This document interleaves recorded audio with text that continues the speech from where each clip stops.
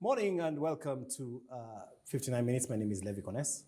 And on this particular morning, on Mondays, we like to do the political happenings of the week. To join me this week in looking at what happened politically over this week, over the past week actually, is a gentleman who hails from the constituency of Mogotio. He's a political strategist. His name is KIBOREK REUBEN. Karibu sana. Asante. It's been a long time since you were here. Been a minute. It's been a minute. Imekuwa muda, karibu miaka, karibu mbili, tatu. Mbili, tatu hivi. I think tatu ine hivi. Yeah. How is the world out there? The world is good. Yeah. Political temperatures are charging up. Maybe the next 6 months, kutakuwa kumenda juu. The temperature will be... Na Mogotio? Mogotio is doing good. People down there about their hustle. Wanang'ang'ana, ni watu wa bidii sana. Ni watu wangwana sana watu wa Mogotio. Okay. So they are also concerned about the happening in the country because Mogotio is part of the larger country and they want to know what is happening, how the country is, where the country is headed, because it equally affects them. Yeah. Yes. Let me start by asking you, just in the last 1 week, all the things that happened 1 week up to now, what stood out the most for you? Panic. The president is in panic. Absolutely panic. Because the time is going. He's not sure about BBI. He's not sure about succession. He's not ready. No one is ready for succession. Succession prepares itself. You can never get ready for succession. Even when it's your son who you want to give the battle, you never get ready for that moment. So the president is in panic and he's running helter-skelter. He's running out of time. And he seems people don't understand where he's going to, where he wants to take the country. He feel lonely, he feel like I'm on my own path. So that panic has made him to be a bit arrogant because of panic. And he's like, if you don't care, I don't care. I want to do what I want to do. You can go to hell. Yeah. So it's look like braveness or boldness or firmness, but it's not. Deep down it is panic. It's paranoia. He's paranoid. There's some who say, before we even talk about those things that really stood out, there are some who suggest that maybe the elections could be moved. What do you think about that?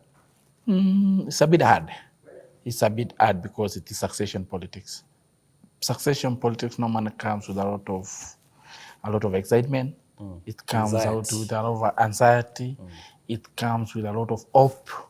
You know, when you are going for a second time, like for 2017, it has less hope because people knew how his government looked like. But for now, there's a lot of hope. Someone thinks if Raila becomes president, I'll be minister. Someone thinks if William becomes president, we'll be rich. Someone believes when Mudavadi becomes this, I'll be this. So there's a lot of hope. So everyone is busy angling to what can I get? What can I get? What can we get as a region? What can we get as Kenyans? What can we get as people? So it will be a bit hard for president to extend his term. Okay. And he knows. That's why he's in a panic. He's trying to learn this and this. He's trying to borrow to do this. He seems he's running out of time. He seems he has no firm legacy. So he's in a panic. Yeah. Yes. Can you imagine just about 14 months to an election? Yes. Actually, about 435 days. Look at about you. 405 days to general election, out of possible 3,650. So you see that is below 10%. It's like time is going. Time is going. Yes. Speaking of which, let's start with what happened this week. Here's a clip of the president at Madaraka Day ceremony, talking about specifically the BBI. This is what he said. Human rights. Could a people cooperate fully with their government? End of quote. But fellow Kenyans, freedom and human rights to be realized, the paradox of choices must be resolved. 3, they reveal the paradox when they emphasize that self-rule is the granting of opportunities, but accompanied by the burden of choice. Every opportunity in the exercise of freedoms and self-rule must be tempered by the consequence of choice. Every right granted must have a corresponding responsibility, and those who enjoy opportunities but neglect the burden of choice cannot be said to be truly free. This paradox of choices and freedoms applies to both individuals as well as institutions. Fellow Kenyans, based on some of these teachings, I believe we have built one of the most democracies in Africa. The fields of individual freedoms have expanded and citizen participation has become emboldened. Our independent institutions have also occupied their rightful positions, and all of this because of the 2010 Constitution. And as I have said in the past, ours is probably one of the most progressive constitutions in the continent and indeed the world. However, since the 2010 Constitution expanded our individual fields of freedom, it also expanded the burden of the choices we make. Even our founding fathers urged the liberated patriots to shift from the status of being subjects to that of citizens when their fields of freedom were expanded. They made it clear that a citizen is someone who understands the responsibility that comes with freedom, while a subject will squander opportunities granted by self-rule and refuse to shoulder the burden of choice. Similarly, I believe the framers of the 2010 Constitution did not envision a situation where expanded fields of rights resulted in diminished responsibility by citizens and institutions. They saw a balance between freedoms and the consequences of choice.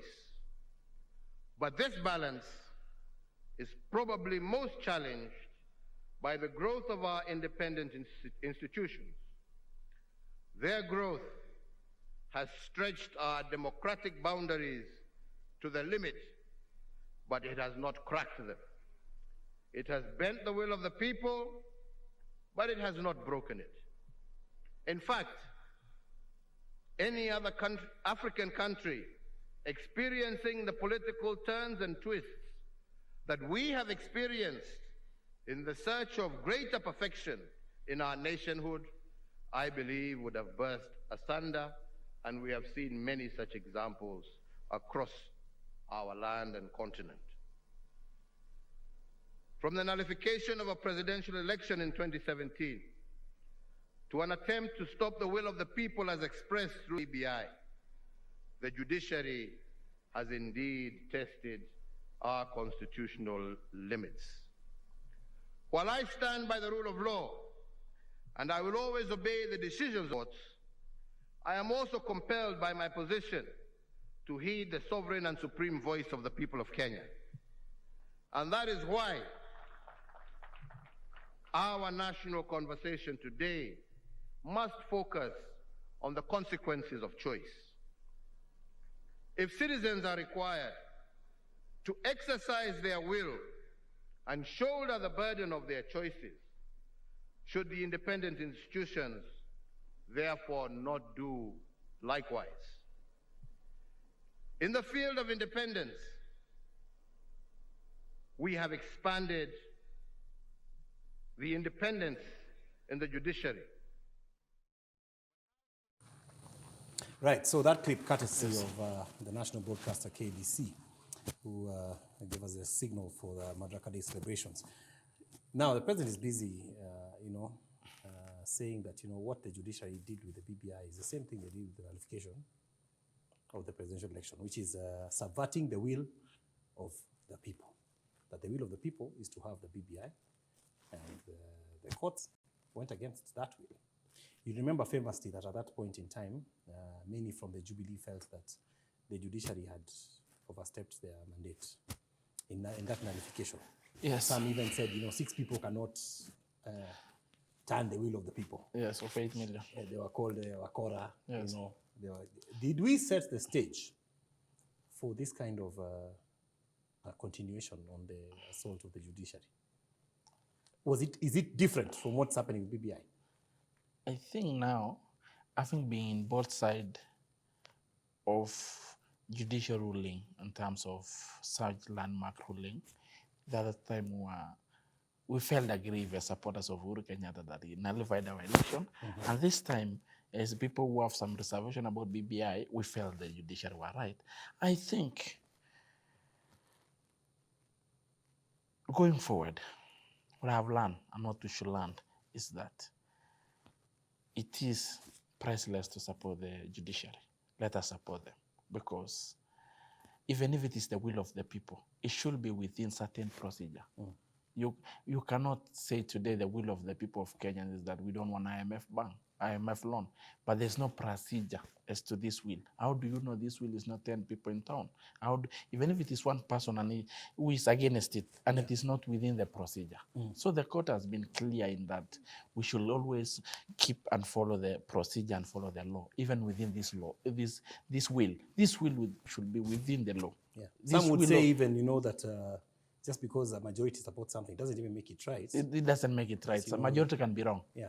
The road to hell is full of the majority. It's full of majority. So in a way, the court in this one pronounced itself. And when you look their ruling, the judges were very clear, and they were within the law. So the president, I think the president, what I've seen the president in both scenarios, in 2017 and now, is that this is a cool kid. This is someone who comes from a background of plenty. He doesn't know kuambiwa hakuna kitu. He doesn't understand kuambiwa hapana. He's been like, I want milk, ndio hii maziwa. I want honey, this honey. I want car, yes, your car. So if he gets someone who tells him, no, you are wrong. He like, who is this? Who the hell is this telling me no? Who is this person telling me no? He throws tantrum because he's not used to being denied anything. This is a prince. He's been getting everything. So when you get two or three judges who follows the rule and say this is the law, and then he tells him no, he say no. I've never been told no. I cannot take no for an answer. Do you know who I am? So it's psychological. It's his own. Yeah.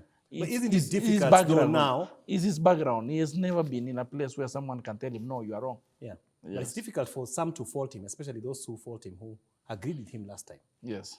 About the nullification. Isn't it difficult for them now to point fingers and say, now, I mean, we created this monster that does not follow. It is never too late to make a right turn. It's never too late to make a right turn. We created the monster of not accepting court rulings. Yes.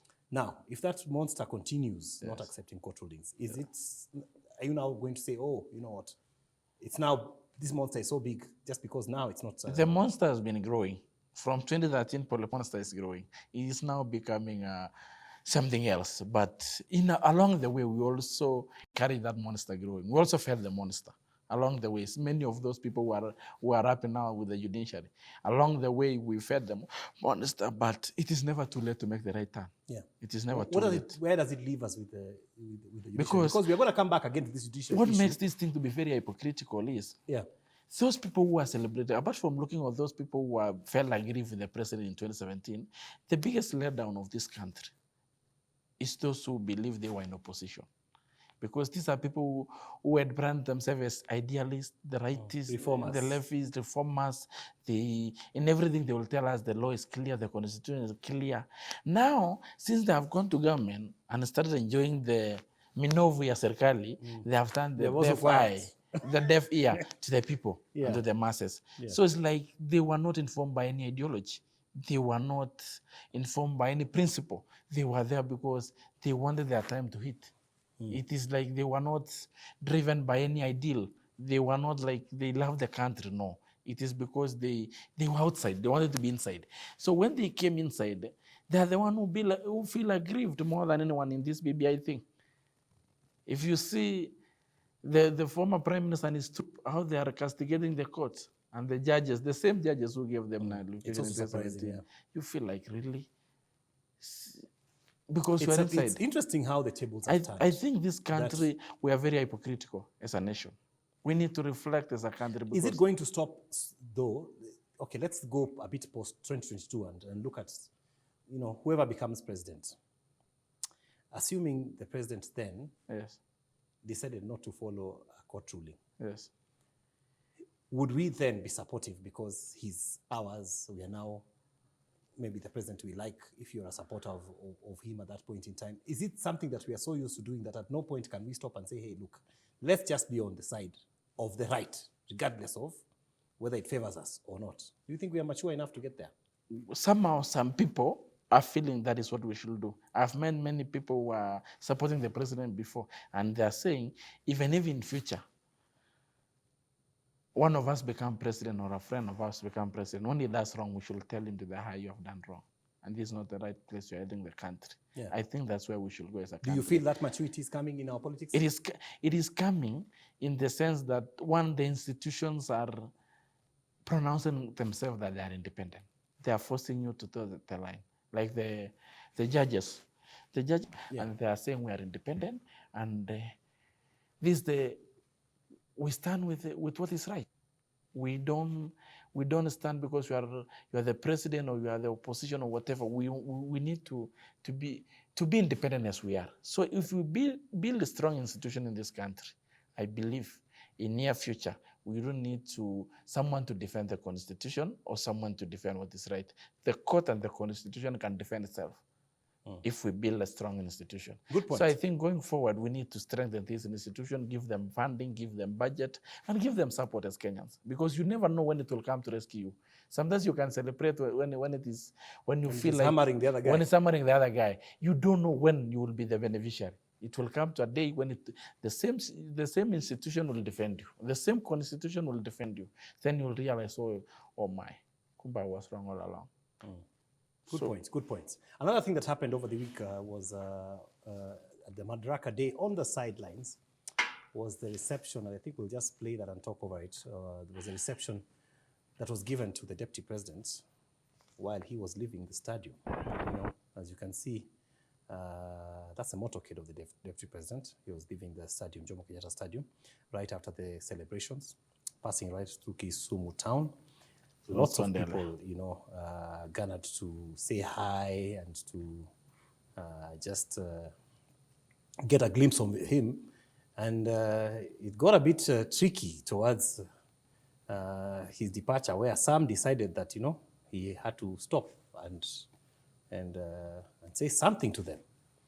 And many pundits have taken two ways from this. Either one, the deputy president is so popular that it does not matter anymore where he goes. Or two, the people of Kisumu County especially have matured to the point where they can accept even someone who is not one of their usual supporters to say hi. I mean, just look, it was chaotic for him to get through that crowd. What do you think about that? Looking from both sides of the scenario, there are those who are saying the whole thing was mobilized and that it was not natural reception. It was mobilized and people did a good job in terms of mobilizing. Then I'm like, if deputy president can mobilize... Look at all those people. If it's mobilization, it's quite a... Yes, I'm like, if deputy president can mobilize such crowd in Kisumu, then he's a genius in terms of mobilization. There's a mobilization genius if he can mobilize this. You see, if you can pull this in Kisumu, as deputy president who has been a critic of Raila Amolo Odinga, and you can mobilize this in Kisumu, then you are a genius. Then you are a political genius of sorts. Secondly, from where I sit, it was natural. It was natural in two senses. One, the hustler narrative is going down. Hustler narrative has got no tribe, it has got no region, it has got no class. It's about people who feel they are downtrodden, they are forgotten. They are all over. They are in Kisumu, is it sustainable? They are in Mombasa, they are in Lamu, they are in Mandera, they are in Mogotio, a lot of hustlers. They feel this person, in him, they see hope. They feel this person understands the challenges we are going through every other day. They feel among all these guys who want to go for president, this one is more, understands He's more, embodying that term. He's embodying, understands that we live from hand to mouth every day. This one, the other ones are detached with reality. They don't know that how we survive. They feel this person understands. And they have some hope, some sort of hope that this person become president, then His policies must consider us. That is number one. Number two, which I think is the truth, is William Ruto, people from Nyanza region, they have what we call tough love. So the people, when they love you, they even abuse you when they love you. These are the people who are tough love. They love you. Their love is not soft. They are love tough. They want to love very hard and tough love. These are people who, I understand them. We have grown with many of them in Mogotio. So I usually pick some small land and Luo language. Yeah. Their love is tough. These people admire William Ruto since their time in ODM. But since Raila is here, and Raila is their leader, and Raila has taken the space, there's no vacuum, it's like William is like their reserve, alternative. If today Raila Odinga is not in ballot, this one you can bet me, Levi. If Raila Odinga is not in ballot in 2020, I don't know. I believe he will be. If he will not be, believe me, Levi, Luo Nyanza will vote for William to the man. Stopping them from voting for William will be like blocking River Yala flowing to Kisumu, to Lake Victoria. Stopping them is like literally stopping River Yala without Raila Amolo Odinga. The next kingpin of Nyanza is not from Luo Nyanza, it's William Ruto. Their next king. In fact, they will love William and then it make this love from Rift Valley and Central look like it was a joke. They like such characters, bold, the courageous, firm, tough. That's their, it is in their DNA. They don't like someone soft link. They want someone tough. But with Raila Odinga in the ballot, it will be a bit hard. But he can crack something small if he does good mobilization and good campaign. In terms of political maturity, I think across the country there's a political majority. Raila Odinga was in Moranga sometimes back. He was given some good reception. Yeah, but there was a time he was in Githurai and he wasn't given a lot. No, even William went to Bama sometimes back and it was not good. Nairobi is about kinship. Nairobi is different from some rural setup. Nairobi is a bit ni wajanja, Kanairo ni wajanja. Utaenda huko utapangiwa moja mbili kipindi yako moja utoroke. William went to Bama and my friend some, I don't want to mention their names, bought some goons to try and attack him, but they were a bit late and they were overwhelmed by masses. So, but I think Kenyans before election, Kenya are very matured people politically before election.